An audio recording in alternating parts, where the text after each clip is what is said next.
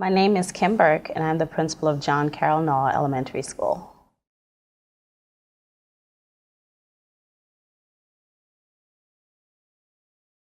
My history with J.C. Nalle Elementary School stems back to 2007 when I began as a resident principal with New Leaders for New Schools. And since then, I've been principal of this school.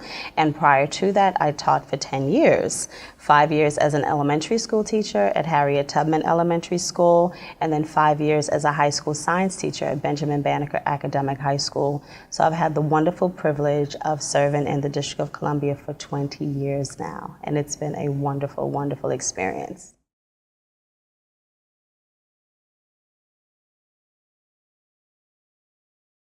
The vision I have for our school is to continue to be a regular district public school and a community school where our students and our parents can come and find a place where their children are safe and thriving and growing, and being able to move from here and do great things, not just in the DC area, but internationally.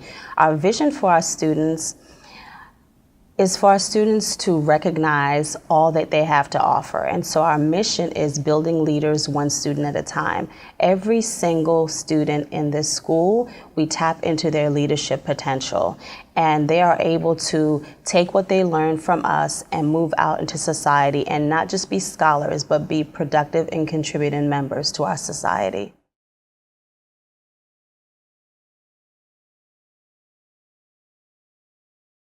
In 2012, we saw our most tremendous gains in reading and math. We gained 27 points in math, which placed our students at 56% proficiency, and we gained 16 points in reading. And so with the last round of DC CAS scores, we went down to 52% proficiency in math. And this past school year with reading, with lots and lots of work with reading, we were able to raise the Dibbles and TRC reading scores of our students 27 points. So now we're over 61% proficiency in reading according to Dibbles and TRC. So our students are ready to take on the new PARCC assessment, and we're anxious to see what our results are for this upcoming year.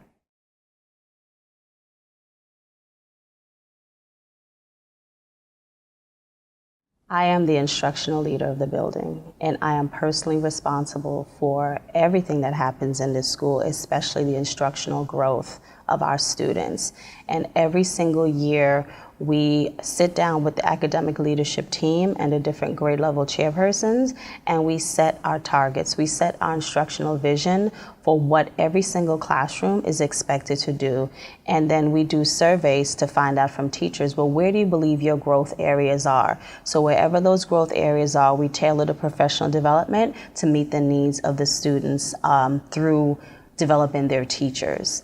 And so with that, I spent a lot of time, not just with my students, but with my teachers, in making sure that their content knowledge is strong and that their pedagogical knowledge is robust, and that we're constantly growing and changing according to the demands of the Common Core state standards.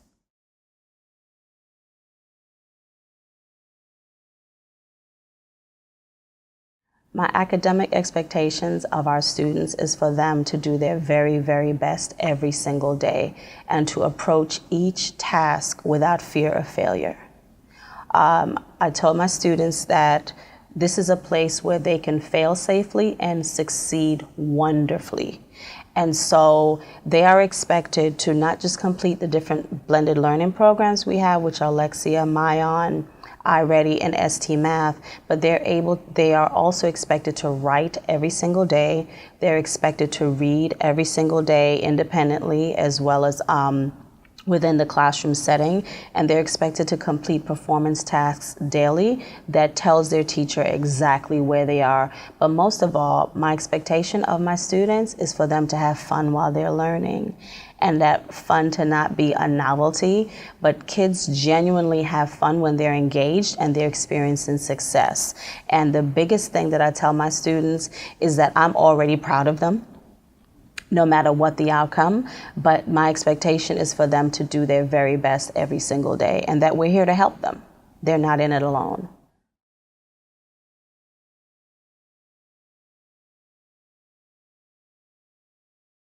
I believe that hard work causes students to excel. Student achievement occurs through children constantly putting forth effort into growing and learning their own craft. I don't believe that it's a fixed mindset. I believe in a growth mindset where children put forth effort. And in one ways that we undergird that effort is through weekly conferencing. So teachers meet weekly with their students and they set short-term goals and long-term goals, and they have the children know exactly where they are academically so that they're constantly working at improving what it is that they're doing.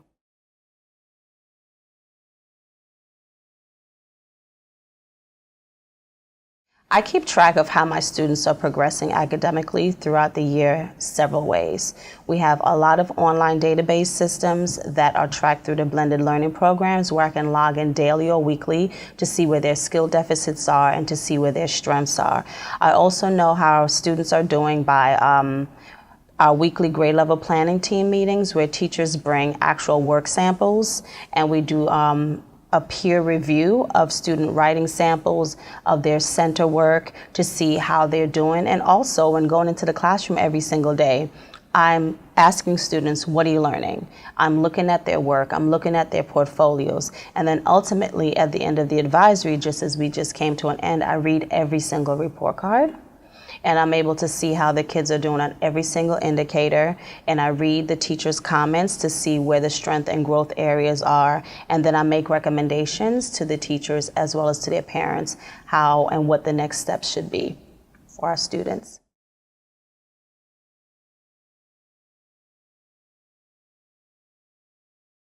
My behavioral expectations for our students is for them to learn and do their best, be kind and nice, obey right away, keep their hands, feet, body, and objects to themselves, take care of their things and the things of our school. That is known as our Eagle High Five. And so with the Eagle High Five, it permeates throughout the building through a school-wide behavior management system. And most recently, we've adopted Classroom Dojo, which is a way for students to monitor the earning of points for preset classroom expectations. And then we've also utilized a program called Second Step, which teaches and develops social emotional health and character. It teaches children about empathy, how to recognize a bully, how to recognize when they become angry, and things that they can do to de-escalate themselves. So our children know that the primary goal in the school is for them to manage themselves and be respectful. And if they manage themselves and they're respectful, then they've already met 90% of what my behavioral expectations are. And children know that no matter which part of the building that they're in, that the adults are there to keep them safe. But my expectation is that safety begins with them. That if they do the things that are safe, it'll keep our entire environment safe.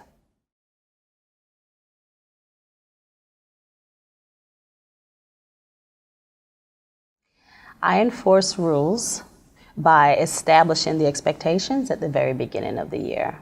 I have a principals assembly where I meet with every grade level and we talk about what does a good school look like, what does a good school sound like, and what happens when things get off track. And so children are held accountable many different ways, through the classroom management system, Classroom Dojo, as well as through behavioral supports throughout the building. We have a behavior tech and we have a dean of students. But the primary way in which we enforce rules is for students to know what the expectations are and for them to know what will happen when they meet the expectation and what will happen when they don't meet the expectation. But at the end of the day, we don't do the punitive measures. We do a lot of restorative practices where they recognize and they own what it is that they've done. And then if it's necessary, we give them other supports to make better choices.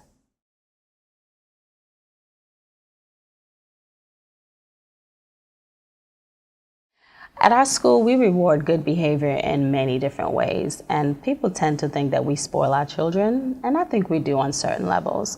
We have a school store. When they earn their Classroom Dojo points, that they can go and use the points, to purchase items that they need, school supplies, sometimes outer garments, sometimes undergarments, sometimes toys, and different things. And so they get to go to the school store every single week, or they earn points for character education field trips, or they earn points to go to a school dance. But ultimately, at the end of the day, children get to choose their rewards. Some want extra recess, some just want lunch with the principal, some want lunch with their teachers. So we kind of figure out what works for the student, and there's no one-size-fits-all reward. The student really gets to select what they want and how they want to be rewarded.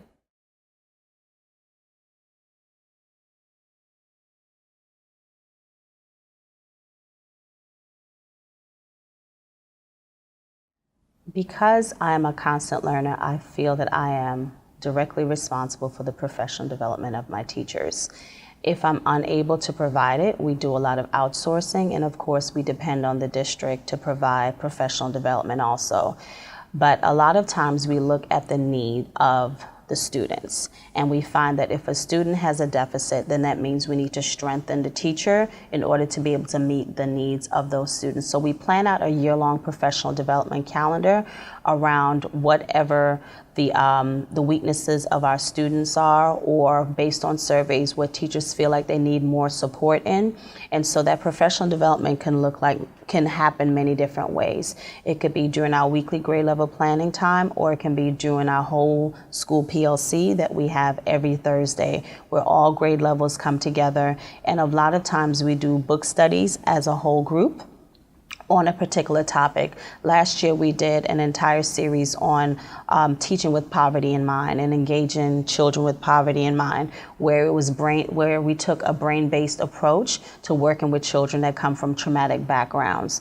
To understand that the developmental needs of those students are different, as well as the academic needs. And so professional development is provided in-house. We also send teachers to local, international professional development sessions so that they can network with other teachers regionally as well as nationally, and then they come back and they share with the rest of the staff. Professional development is also conducted through teachers. So let's say, for example, we're embarking on, like say, the skillful teacher. Different teachers will take on different aspects of the book or of a topic, and they themselves will sit down and create a presentation and teach their colleagues. And a lot of times we find more success that way because they're so creative, they're so innovative, and their colleagues will listen to them a lot faster than they would anyone else.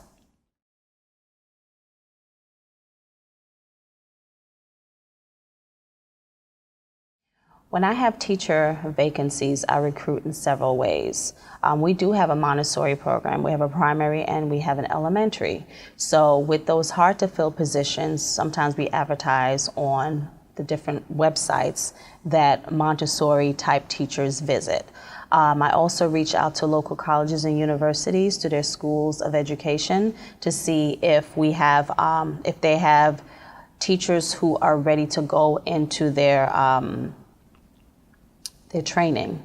And so they come and they get their training here, and then we're able to see if they're a good fit moving forward. We've recently partnered with the Urban Teacher Center, where we have 4 residents that are in the building, so that they're going through the training cycle of actually seeing what it's like to be a classroom teacher and preparing. And then of course I use the traditional methods of working with the human resource department with the District of Columbia Public Schools. But a lot of the legwork that's done is also done with my personnel committee, where we will look through resumes that come across the internet, and as well as other referrals, and we'll interview as a personnel committee and decide on a best fit.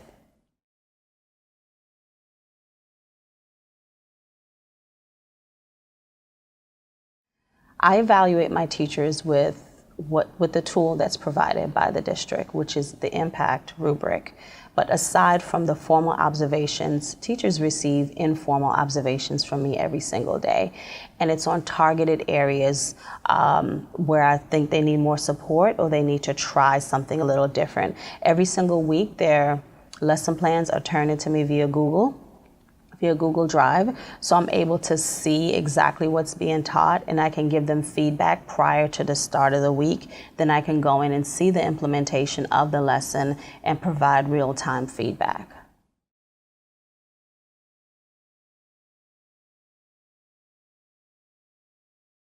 I engage with my parents in several ways. So when I think back to the start of the school year, for the first time this year, instead of doing a back to school fair, we had a back to school picnic where parents bought picnic baskets and we laid out on the lawn and we talked about what was coming up for the upcoming year.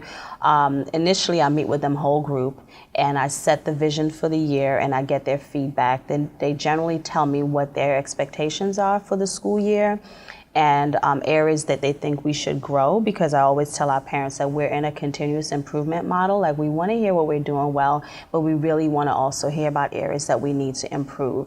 I engage my parents monthly in a principal's breakfast with Burke, and we sit and they bring the most current issues to me. And I've found those sessions to be really empowering for the parents because they begin to encourage and challenge one another. Like, I've been in sessions where parents are trying to point the finger at the school and parents have turned around and said, well, you're your child's first teacher. So what are you doing differently at home to make sure that the child is growing? We also have a parent university where we offer different opportunities for parents to learn through cooking classes, through GED, pre-GED, interviewing skills. Like, we do a survey at the start of every year to find out what kind of support do our parent body, what they desire. But what I'm most proud of with our parent engagement is our University at Nalle Saturday School. Now, this is where parents and child who are struggling with reading, they come every Saturday morning. We give them a hot breakfast. We do goal setting, we do some harambe, then they go into the classroom and they sit next to their child and they go over specific literacy skills that their child needs help with. And it turns out that not only the parents and students are motivated, but parents have come to me and said that their comprehension skills and their reading skills have improved because they have sat with their child. And it's done in a cohort model where they come for 6 weeks at a time, and at the end of the 6 weeks, they get field trips and other fun things to do. And at the end of the year, we do a culminating trip where we go out of town as a Nalle family celebrating the school year.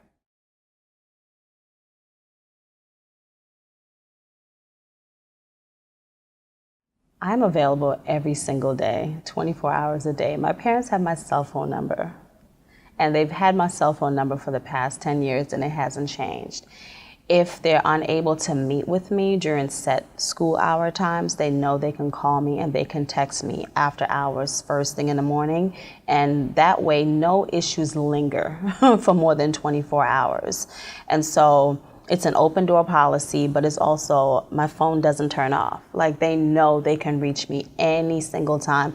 If they call and someone answers and they say, may I please speak with Principal Burke? And say, well, she's not available. They say, oh, I'll just call on her cell phone. And it's so, I think it's comforting for parents to know that I'm that accessible and they don't abuse it. It's really been a blessing. They do not abuse my phone at all.